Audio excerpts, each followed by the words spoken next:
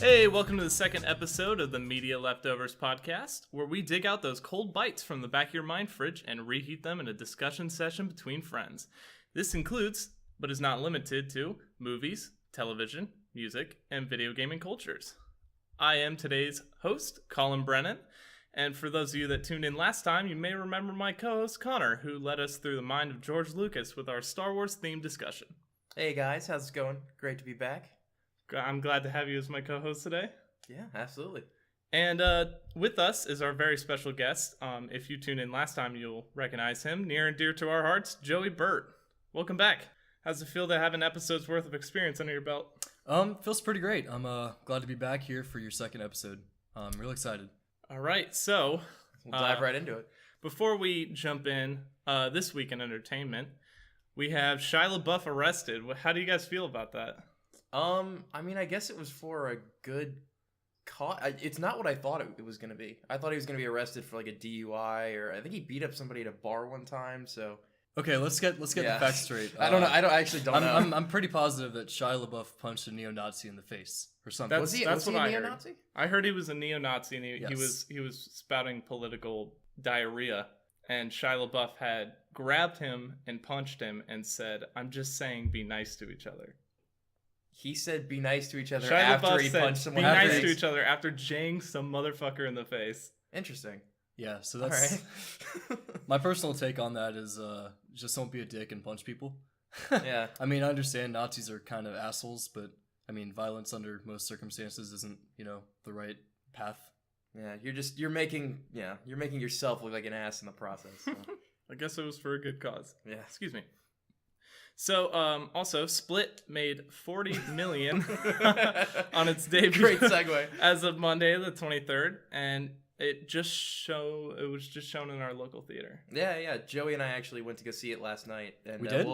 Yeah, we did. Oh man, Remember that? I don't remember. Yeah. Is that your remember. Split personality that went to view it? Yeah, that's right. Oh, That's that's right. That true. was Dennis that yeah, went that to was view the that movie. was that was Dennis that saw the movie. I guess we can kind of talk more about that later if we have time at the end. My third point here, you guys heard about the Dog's Purpose scandal. I'm calling it Doggate officially, where a couple of catchy. the animals were abused on set, apparently. Well, you and I watched that video where they threw the German Shepherd into the river, and then I guess it was for one of the shots of the movie, and then it looked like he sort of went under and almost drowned. They had to go in and rescue him, and people were not very happy about that. I mean, as they shouldn't be. No. That's very serious stuff. Oh, absolutely. All right, number 4. I have Injustice 2 is apparently busted as hell. Supergirl Broken has an infinite combo. What do you guys feel about Injustice? Well, she has the I guess she can do sort of the teleport move that Scorpion does, where you press whatever combo it is, and then she'll fly around and come to the other side, and then can do that sort of infinite loop. So I guess they're gonna have to patch that before the actual game comes out.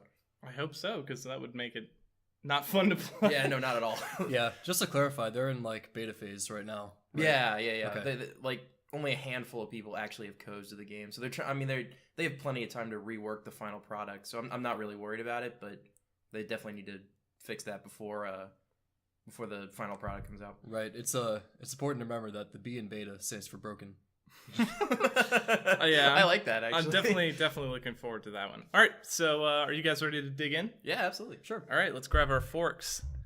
So today's topic is going to be on Overwatch, which right. is one of my favorite games right now. It's for the Xbox One, PS4, and PC. It is a multiplayer game where basically you hop into an arena-style map. There's control point, and then there's payload push. And it's objective-based combat where it's not necessarily about how many kills you get, but the time you spend on the objective. So, I pulled up some facts here. There are currently over 25 million registered Overwatch players. Wow. Yeah, 25 million people registered on the BlizzardBattle.net. No, that's across every platform, right? That's Xbox One, that's PS4, that's I PC. believe so, Okay, yes. yeah. It's just 25 million registered. Sure, yeah. Just accounts in general, right. All right, so the growing success of Blizzard's multiplayer-only game means more people will play. So that means more people will also be inexperienced when it comes to pre-existing strategies and team compositions, because I know when we play there. I definitely get a little bit angry when I see a fucking attack Mei. I lose my mind. Well, full disclosure, we are nowhere close to Overwatch pros. Oh, Like, absolutely not. We all suck. Like, Yeah, we suck big fucking nuts. we're pretty terrible. But I know what you mean when someone just comes in and they have. I mean, we have a certain amount of experience. Some people just have no idea what they're doing. They come in, try to play it like Call of Duty, rush in or whatever, and that is irritating. God, I fucking hate all soldier on No Limits. I love that. I swear to God, we're all soldiers now. It's like I'm playing Modern Warfare 2 again. With the lack of experience that comes with new players, do you believe this threatens to poison the watering holes of casual modes that are meant to be fun and pick-upable, like a pickup game? Much like how Team Fortress 2 devolved into a dwelling for trolls and the like. I don't know. It kind of depends because like I enjoy the fact that there are these modes out now for more casual people. Like No Limits is out and they have elimination and stuff that you can just kind of stuff that I think is fun because I can go in and play because I don't like doing competitive because again I'm not very good at it, but I enjoy playing it. So those kind of modes are really fun for me.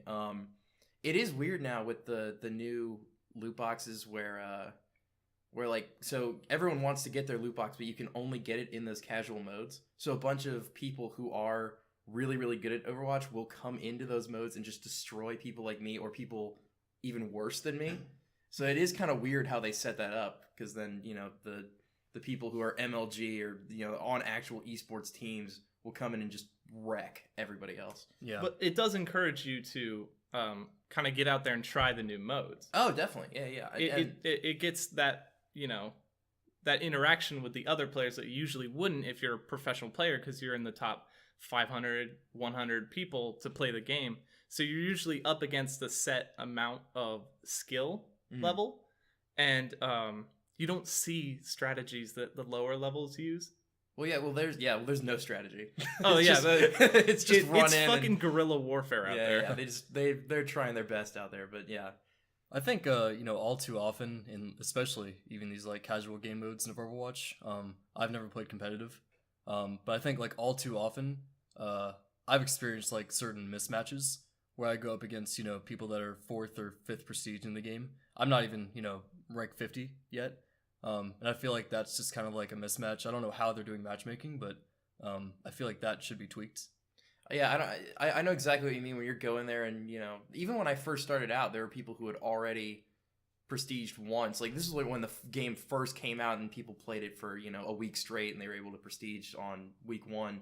And I would still get put with those people, and that hasn't seemed to change at all. So I know what you mean. How it's a little bit broken. Yeah, in terms of the matchmaking. We'll like all 3 or 4 of us play, and then like we'll get our shit pushed in by some crazy team that's just way better than us. But oftentimes, you know, we'll be the ones pushing, you know, the shit, yeah, into the other team. We will be the metaphorical dick. Yes. And that is one of those games where I have a love-hate relationship with.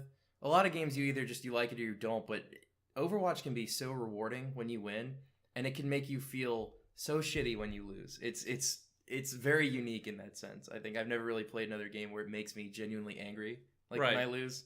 Besides Mario Kart, but and I can see how this reward system that you're talking about, where it's kind of like a self-rewarding system. You feel good when you win. Oh yeah. I can see how this might turn off new players that are there to genuinely get better at the game that aren't necessarily there for the boxes, but they're trying to understand more of the strategies that people are using out there in the wild, if you will. And the presence of bad apples might diminish this experience. Well, it also, I mean, Overwatch has a very high learning curve in terms of just how you play. I mean, there's 23 characters, 24, something like that. Something like that. There's a lot of, there's over 20 characters, and each of them have 2 different skills on each of the bumpers, and then you also have the ultimate ability, and you have to, you know, not only learn how to use those skills, but then say, all right, how do I apply that in different situations, and what person would be best for whatever team I have or what map I mean, there's a lot that goes into it. So it's a very steep learning curve, and I think that can kind of throw off new players as well. And even worse, you have to learn how that character in those skills fits in with the other characters and the other skills on your team, the other people that are playing. Right. So you have to mix and match, and you have to come up with split-second strategies that can make or break the game. I remember I was playing game a couple weeks ago where I was Reinhardt, and he is, for those of you that don't know or don't play Overwatch, Reinhardt is a tank character that has a shield generated on his arm. And he has an ability where he can rush into battle and pin someone with his body. And from there, you can kind of either break a line, or you can push a payload that is usually stuck with like someone in a turret mode in Bastion. You can kind of pin them and break that defense. And I accidentally hit a bank on one of the maps. I think it was Eichenwald, and I popped into the air and went right off the fucking bridge and died. And my team lost because we had 30 seconds left. I was so angry. I hate when that happens. Yeah, for when any the game just glitches out on you, it's the worst. Yeah, for any like new upcoming players, or even players that have like, you know, played Overwatch for a while but haven't read characters' moves, read the moves. Definitely. Yeah, read the moves for sure. Or at least put the practice in. Yeah, because I think what you said the other day, Connor, you were like, you were playing as Mei, and you were like, oh, I didn't know that she healed when she's in her ice block or something. No, it was Tracer. So I never plays. I never plays Tracer, and what I didn't know is that when you hit the reverse button, because you can basically teleport as Tracer and then go backwards in time, basically. And I didn't know that when you did that, you got some of your health back. I had no idea. So, you know, it is one of those things where you kind of have to test out every character, just not even if you're going to play that character, but then to know what your teammates are capable of and how you can help them in certain situations.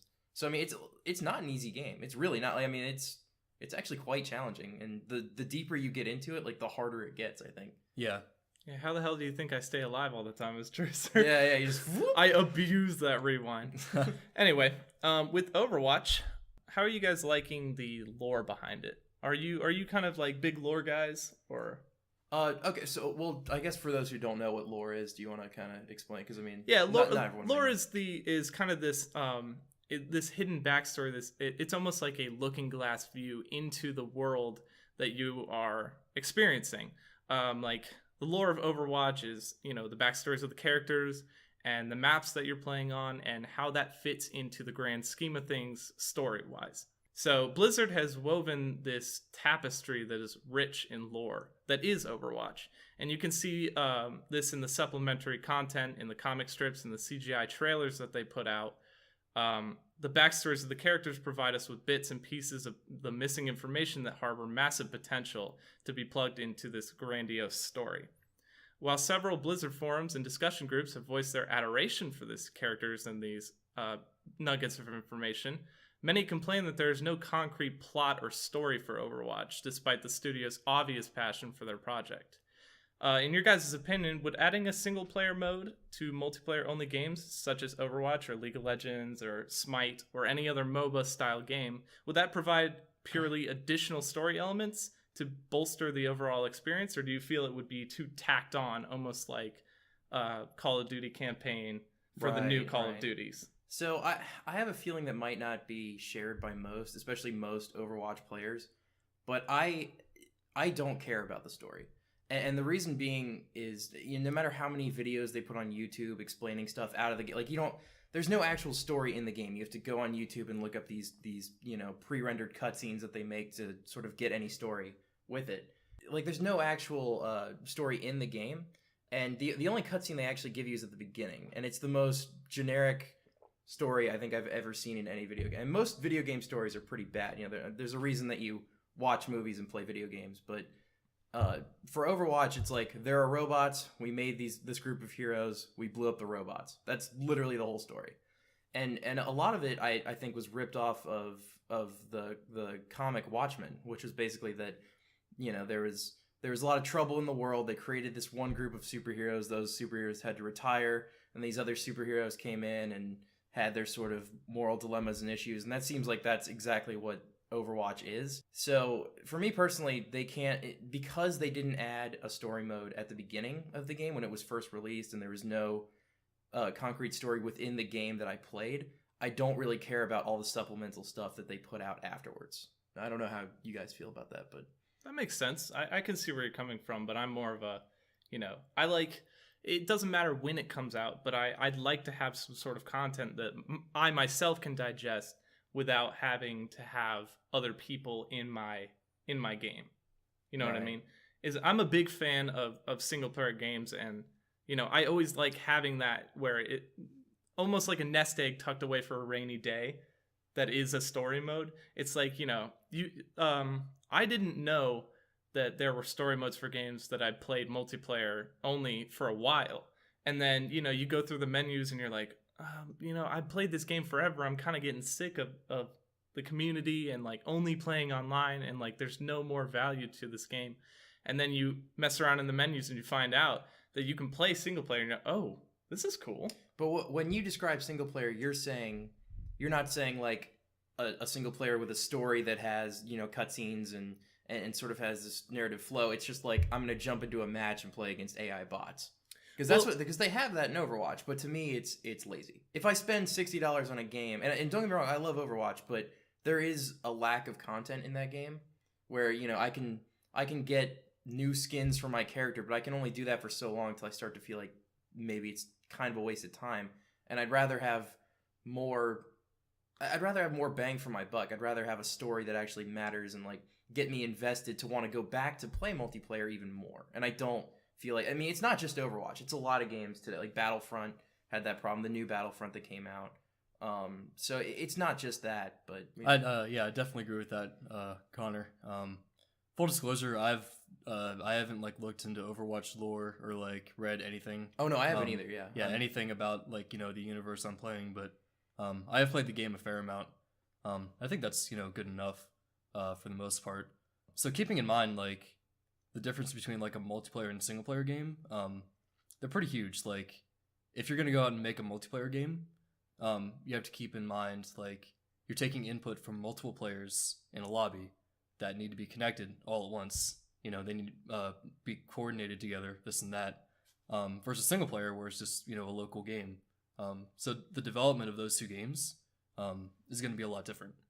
So if you're saying like, hey, I love Overwatch, I want more Overwatch, like a single player gameplay mode or something, that's not something that's they're going to patch into the game already. They might look into like making a future title, like DLC even, that's single player. But from my perspective, I just don't think it's like realistic.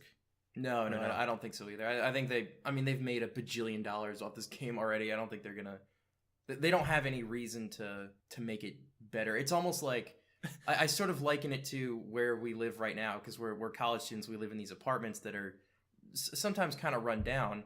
You're like, oh man, I wish they renovated, but it's not like, there's not a high demand for these apartments. Like people need to live in these apartments. So whether or not they're crappy, people have to live there. Right, the space is expendable. Exactly. So people have already bought this game, and they're like, well, we don't care. We don't need to make a story. People we already got your money now, motherfucker. Yeah, what are you gonna do about it? Like, that's kind of how I feel. Like that's the business approach that they're taking to this. Like, well, people still enjoy the game.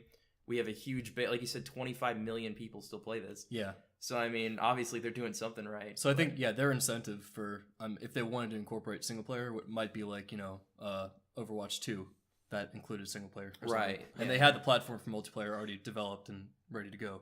Which is where I think Battlefront fell short, because it didn't have. I can't really tell you what I guess it was a lack of sort of team-based strategy, because Battlefront was more like your Call of Duties or your, maybe not Battlefield, but game where you can just kind of rush in by yourself and you don't really have to plan anything out. It was very mindless. Yeah, it was a very mindless thing. So not including a lot of content in that hurt it much more than Overwatch, where you kind of have to be with your friends, and it's always sort of a good time whenever you're playing, and that's not really the case with Battlefront. So they missed the opportunity. And I know in Battlefront 2 they're going to have a single player, and they're like, oh man, we really, we fucked up.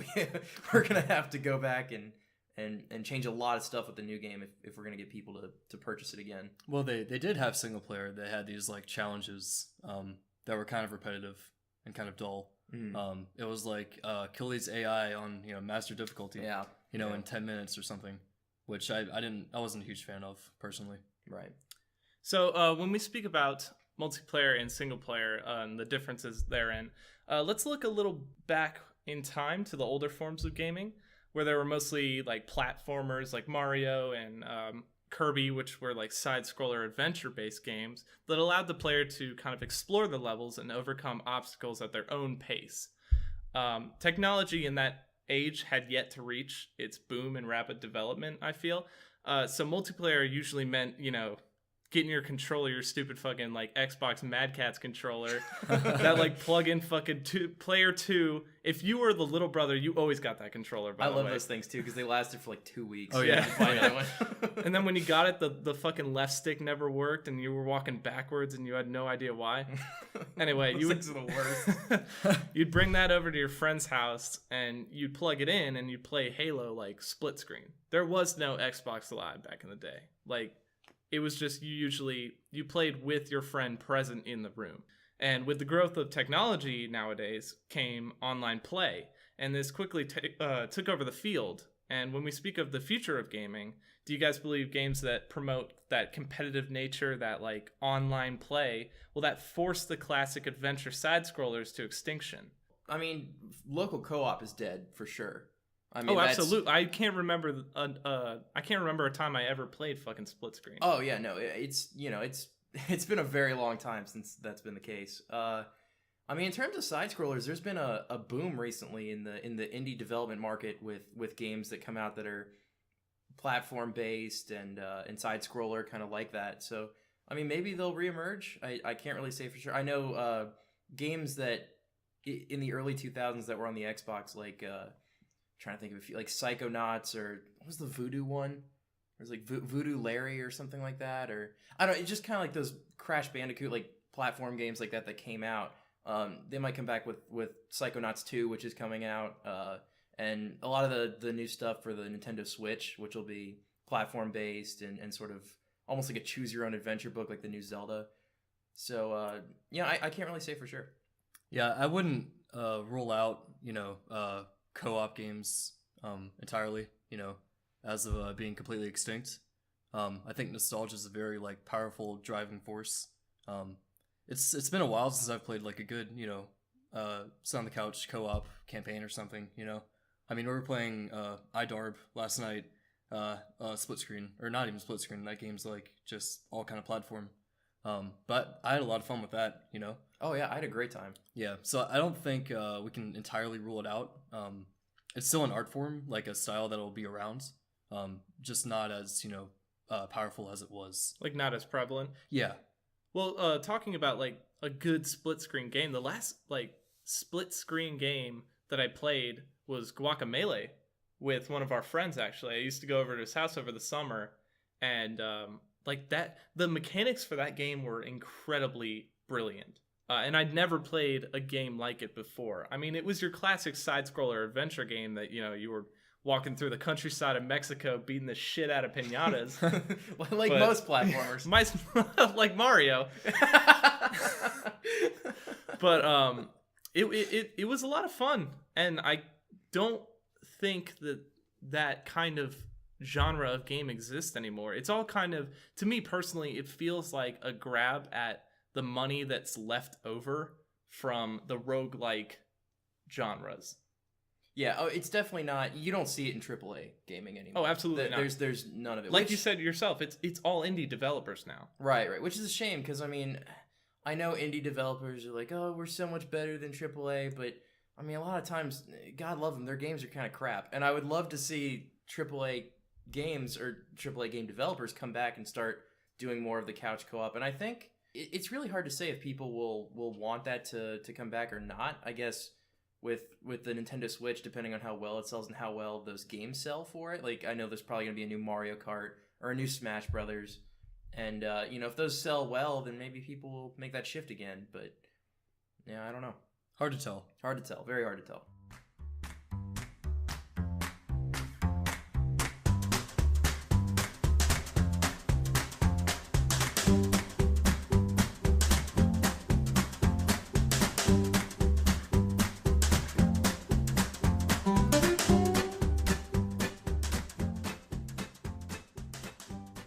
All right, so this is about the time that we'll be doing viewer stuff. Since we are relatively new as an association, I want to make a few quick shout-outs to our friends and family for supporting us and spreading our word around like the good gospel of Jesus Christ. That's what I want to talk to you about today is our Lord and Savior. Oh Jesus shit, you're Christ. Jehovah's Witness? I am, yeah. So If I could just have a few minutes of your time. Get out. Yeah, we definitely couldn't have made this possible without you guys. And honestly, for me personally, my friends' feedback is what inspired me to continue this. It was I was kind of feeling sluggish there for a little bit, but you just kind of have to get up on your high horse, and that's not the right expression. You have to get up and fucking take the gun out of your mouth and just keep trudging on. Also, I want to give a tremendous thank you to the viewers at home that decided to pop in and listen to us ramble about stupid movies and shit. Stay tuned for more funnies after my stupid messages, and be on the lookout for the links to our social media at the end of the podcast if you want to contact us. Anyway, back to the program.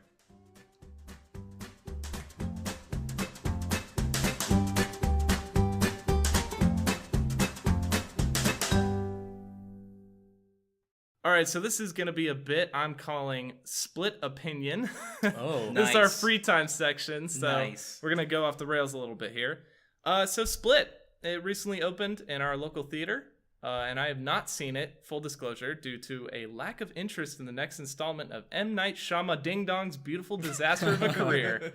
And I know both of you boys have seen it, and I'm curious to hear your thoughts on what is being called a waste of potential due to Rotten Tomatoes. Oh, okay. I mean, I can see where they're coming from with that. I guess I'll just come out and say, overall, I thought it was a good movie. I didn't think it was a great movie. Real quick. Spoilers, by the way, if you haven't seen the fucking movie.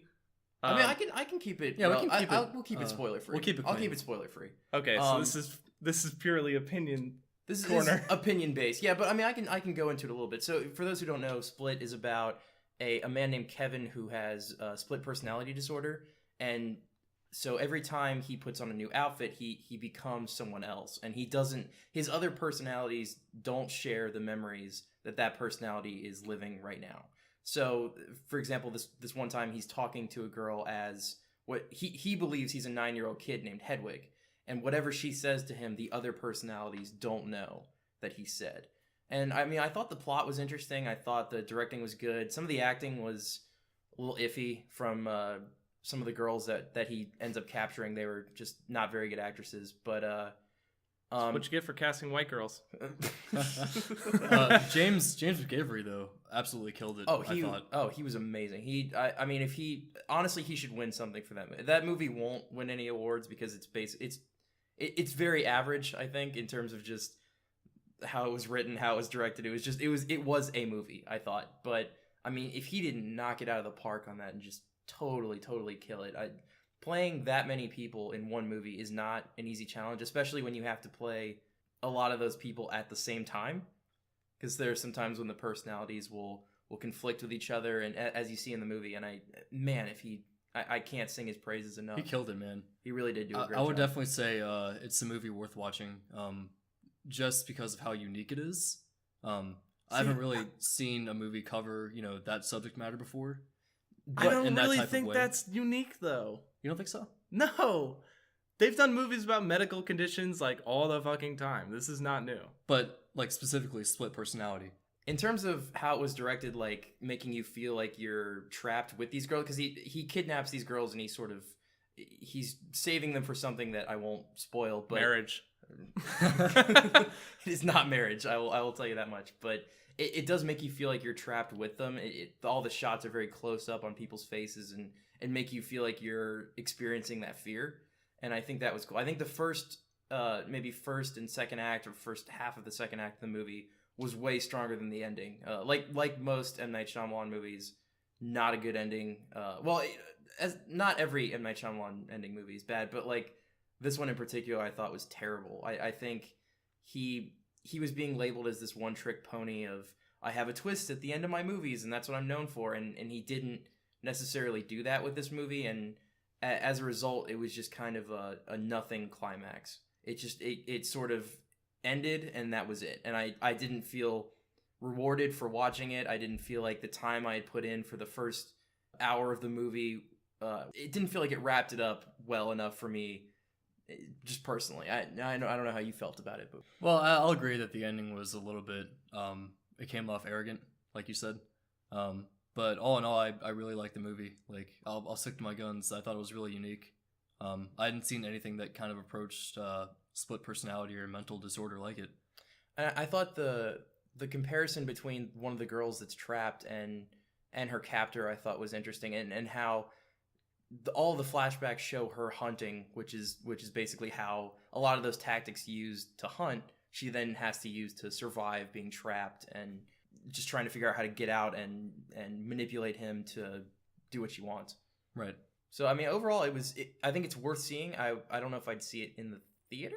I might wait to see it because our theater here is $5, so it's not that much. But movie tickets now are what, like $11-$12. So yeah, it might be worth waiting till it's on Netflix or Hulu or HBO Go or whatever streaming service you have. Personally, I would venture to say it's worth the movie ticket. You might disagree, but that's the way we have opinions. Yeah, exactly. But I definitely think we can both agree it's worth a watch. Yeah. All right. Well, I think you guys sold me on Split, so I might go see it when it's straight to DVD. When it's in the $5 bargain bin. Yeah. When I'm shopping at Walmart and I see that 99-cent like bargain bin where they have like, 7 and like fucking, what is it? Jesus Christ. All of Shyamalan's other work. It's just a bin of Shyamalan movies. The Shyamalan bin. I'll go see it then. All right, that's going to do it for us, boys and girls. Thanks again for listening to us shred through some of our favorite topics in entertainment. And if you liked what you heard or saw, I don't know if they have like audio visualization technology or something. Not yet. Can they make like waves that you can see with your I special think eyes? We'll get there, I'm sure, with your special eyes. I think we'll get there at some point, I'm sure. Anyway, feel free to subscribe to our YouTube channel. Drop a comment. If you like listening to our stupid voices, hit that like button. And if you feel like pouring water on your computer when you tune in because you can't stand us, maybe drop a dislike. But, you should probably do things that make you actually happy instead of torturing yourself. Follow us on Twitter and Facebook as well. The links are in the description. We usually have like behind the scenes stuff and work there. And you can get the scoop on when we're going to have the next episodes out. We're currently working on getting the iTunes and Google Play working, so if that's your preferred medium, just know that we're trying. Thanks for watching, and make sure you use Saran Wrap to keep us fresh until next time. Bye, guys. So long.